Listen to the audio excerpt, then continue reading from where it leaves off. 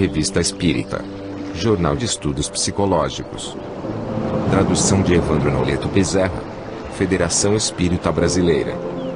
Ano 1. Abril de 1858. Número 4. O Espiritismo entre os Druidas. Há cerca de 10 anos, sob o título Livre Elksnelf, publicou o Sr. Edouard Fournier, no Siècle, uma série de artigos tão notáveis do ponto de vista da erudição, quanto interessantes por suas relações históricas. Passando em revista todas as invenções e descobertas modernas, prova o autor que se o nosso século tem o mérito da aplicação e do desenvolvimento, não tem, pelo menos para a maioria delas, o da prioridade. A época em que o Sr. Edouard Fournier escrevia esses eruditos folhetins não se cogitava ainda de espíritos, sem o que não teria deixado de nos mostrar que tudo quanto se passa hoje é apenas uma repetição do que os antigos sabiam muito bem, e talvez melhor que nós. E o lastimamos por nossa conta, porque as suas profundas investigações ter-lhe-iam permitido esquadrinhar a antiguidade mística, como perscrutou a antiguidade industrial, e fazemos votos porque suas laboriosas pesquisas sejam dirigidas um dia para esse lado. Quanto a nós, não nos deixam nossas observações pessoais nenhuma dúvida sobre a antiguidade e a universalidade da doutrina que os espíritos nos ensinam. Essa coincidência entre o que nos dizem hoje e as crenças dos tempos mais remotos, é um fato significativo da mais alta importância. Faremos notar, entretanto, que, se por toda parte encontramos traços da doutrina espírita, em parte alguma vemos completa, tudo indica ter sido reservado à nossa época coordenar esses fragmentos esparsos entre todos os povos, a fim de chegar-se à unidade de princípio através de um conjunto mais completo e, sobretudo, mais geral de manifestações, que dariam razão ao autor do artigo que citamos mais acima, a propósito do período psicológico no qual a humanidade parece estar entrando. Quase por toda parte a ignorância e os preconceitos desfiguraram essa doutrina, cujos princípios fundamentais se misturam às práticas supersticiosas de todos os tempos, exploradas para abafar a razão. Todavia, sob esse amontoado de absurdos germinam as mais sublimes ideias, como sementes preciosas ocultas sob as sarças, não esperando senão a luz vivificante do sol para se desenvolverem. Mais universalmente esclarecida, nossa geração afasta as sarças. Tal limpeza de terreno, porém, não pode ser feita sem transição. Deixemos, pois, as boas sementes o tempo de se desenvolverem e, as más ervas, o de desaparecerem. A doutrina druídica oferece-nos um curioso exemplo do que acabamos de dizer. Essa doutrina, de que não conhecemos bem senão as práticas exteriores, eleva-se, sob certos aspectos, até as mais sublimes verdades, mas essas verdades eram apenas para os iniciados. Terrificado pelos sacrifícios sangrentos, o povo colhia com santo respeito o visgo sagrado do carvalho e via apenas a fantasmagoria.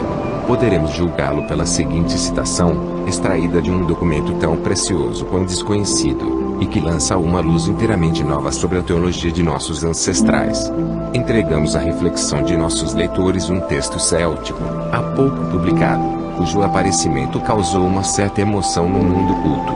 É impossível saber se ao certo o seu autor, nem mesmo a que século remonta.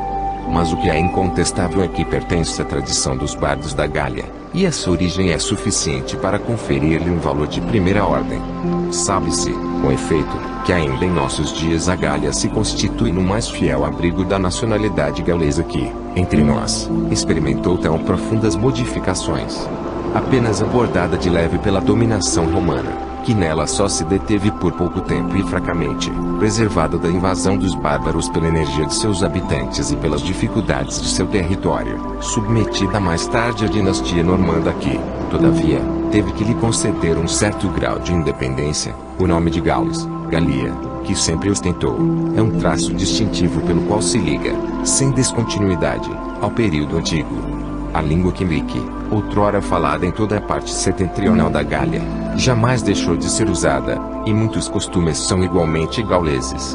De todas as influências estranhas, a única que triunfou completamente foi o cristianismo, mas não o conseguiu sem muitas dificuldades, relativamente à supremacia da Igreja Romana, da qual a reforma do século XVI, mas não fez que determinar-lhe a queda, desde longo tempo preparada, nessas regiões cheias de um sentimento indefectível de independência. Pode-se mesmo dizer que os druidas, convertendo-se inteiramente ao cristianismo, não se extinguiram totalmente na Gália, como em nossa Bretanha nem em outras regiões de sangue gaulês. como consequência imediata, tiveram uma sociedade muito solidamente constituída, dedicada em aparência sobretudo ao culto da poesia nacional, mas que, sob o manto poético, conservou com notável fidelidade a herança intelectual da antiga Gália. É a sociedade bárdica da Gália que, após ter se mantido como sociedade secreta durante toda a Idade Média, por uma transmissão oral de seus monumentos literários e de sua doutrina, a imitação da prática dos druidas, decidiu, por volta dos séculos XVI e XVII, confiar à escrita as partes mais essenciais dessa herança. Desse fundamento, cuja autenticidade é atestada por uma cadeia tradicional ininterrupta, procede o texto de que falamos, e o seu valor, dadas essas circunstâncias, não depende, como se vê, nem da mão que teve o mérito de o escrever, nem da época em que sua redação pôde adquirir sua última forma. O que nele transpira, acima de tudo, é o espírito dos bardos da Idade Média, eles mesmos os últimos discípulos dessa corporação sábia e religiosa que, sob o nome de druidas, dominou a Gália durante o primeiro período de sua história, mais ou menos do mesmo modo que fez o clero latino na Idade Média. Mesmo que estivéssemos privados de toda a luz sobre a origem do texto de que se trata, estaríamos claramente no caminho certo, tendo em vista sua concordância com os ensinamentos que os autores gregos e latinos nos deixaram, relativamente à doutrina religiosa dos druidas. Constitui-se esse acordo de pontos de solidariedade que não permitem nenhuma dúvida, porque se apoiam em razões tiradas da própria substância de tais escritos, e a solidariedade, assim demonstrada pelos escritos capitais, os únicos de que nos falaram os antigos, estende-se naturalmente aos desenvolvimentos secundários. Com efeito, esses desenvolvimentos, penetrados do mesmo espírito, derivam necessariamente da mesma fonte, fazem corpo com o fundo e não podem explicar-se senão por ele. E, ao mesmo tempo em que remontam, por uma origem tão lógica, aos depositários primitivos da religião druídica, é impossível assinalar-lhes algum outro ponto de partida, porque, fora da influência druídica, a região de onde provém só conheceu influência cristã, totalmente estranha a tais doutrinas. Os desenvolvimentos contidos nas tríades estão de tal modo fora do cristianismo que as raras influências cristãs, que resvalam aqui e ali em seu conjunto, distinguem-se do fundo primitivo logo à primeira vista.